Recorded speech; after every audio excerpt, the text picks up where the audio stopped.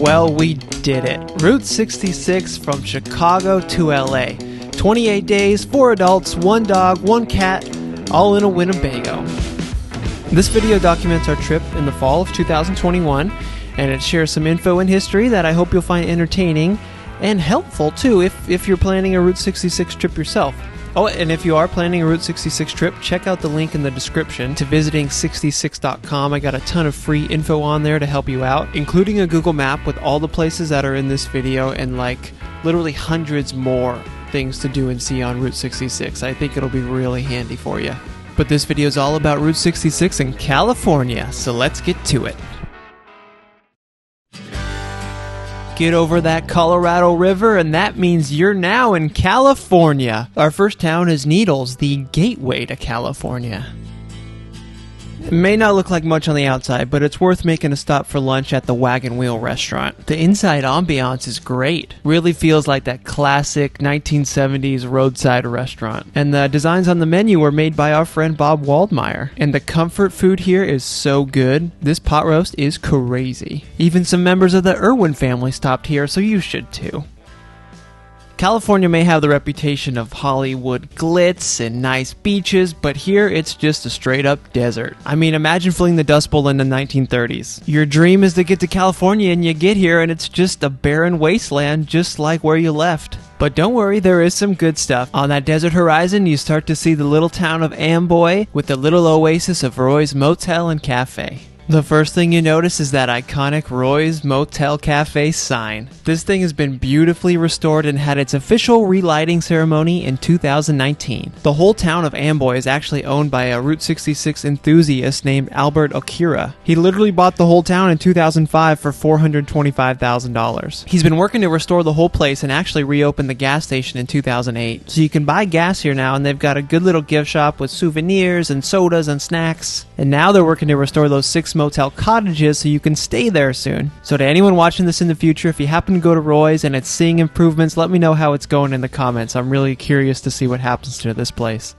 In Newberry Springs, you'll find the Bagdad Cafe. Aside from being one of the best episodes of California's Gold with Huell Hauser, it was also used in the German film Bagdad Cafe. I'd heard it had been struggling, and even though the door was open, we didn't see a single person there. So let me know in the comments if you know what's going on with this place. I really hope it sticks around. Oh, next up, we found the site of the original Del Taco, established 1961. Nice. Now it's just a burger place, but they still have the sign to commemorate the first Del Taco.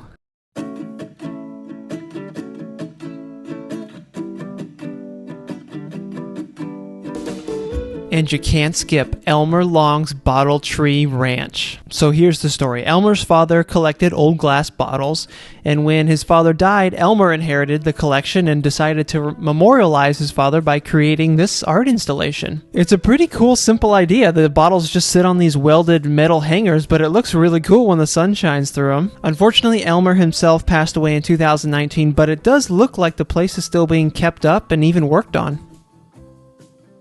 And make sure you stop for lunch at Emma Jean's Cafe. Just a classic small 1940s era diner with some great food. What you want to get here is the Brian Burger. It comes with Ortega chili, Swiss cheese, and this thick Parmesan crusted bread. Oh, so good. Plus, this is the restaurant that Uma Thurman walks into after being buried alive in Kill Bill 2. If Tarantino liked it, you know it's good. In San Bernardino, you can visit the site of the very first McDonald's. Unfortunately, the original building was torn down in 1972, but there is this free museum on the site today, and it's actually pretty well done. They've got original equipment, a bunch of old Happy Meal toys, and even some info on the creepy original Ronald McDonald. And this museum is actually owned by Albert Okura, who is the same guy who owns Roy's Motel in Amboy. Just down the road, it's another Wigwam Motel, where you can sleep in a teepee. This was restored in 2004, and I think it's in a lot better condition than the one in Arizona. Looks really nice. I want to stay here. We saw a few more points of interest, but settled into an RV spot for our very last night on Route 66, and to let the shit fly. Oh God, that is disgusting. Why is it clear? The next morning for breakfast, it was the Donut Man. This place is famous for their fresh peach and strawberry stuffed donuts. They're by seasonal availability only, but we were able to snag ourselves a strawberry donut. And damn, these things are so good. The freshness of the strawberries just combines so well with the fried, doughy goodness. Ooh.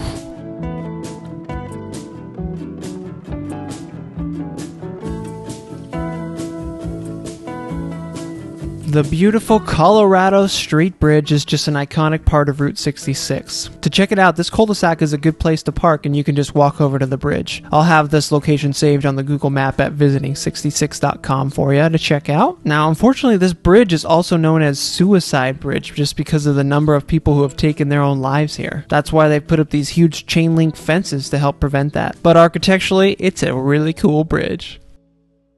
Around the corner in Pasadena is the Fair Oaks Pharmacy, where you're gonna want to stop for a phosphate at their 1915 soda fountain. So a phosphate is kind of like an old-timey soda that consists of this flavored syrup, ice, soda water, and just a dash of phosphoric acid. They're really good. Oh, and the soda adventure doesn't stop there because we got Galco's Soda Pop Stop. This place is the place to get soda on Route 66. They have over 700 varieties, and the owner is extremely knowledgeable. He'll help you pick out the perfect soda just for you. I love this place. We go like once a month.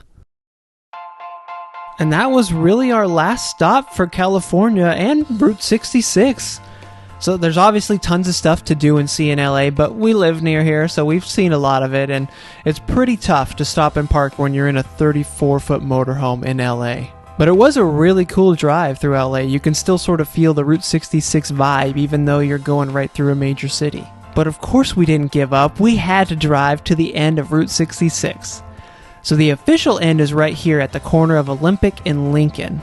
But the symbolic and photogenic end to the route is just 2 blocks west, the Santa Monica Pier and the Pacific Ocean. We did it! Woohoo! Wow, well that's it. That's the end of Route 66 in California and the end of Route 66. We did the whole thing, and it only took us 28 days. Really, this could have been a 4-month-long trip if we wanted to see everything. But boy, what a trip it was. Hope you enjoyed coming along with us. And thanks for watching. And hey, don't forget, you can check out visiting66.com for that free Google map with all the points of interest that are in this video and all the previous videos. It was really like the handiest resource to have on this trip. I think you'll really love it. And if you're into the roadside attractions and oddities, maybe you'd like to subscribe to the Curiosity Nest channel. I think you might like some of the stuff that I'm doing here. But that's all I got for you. Thanks again for watching.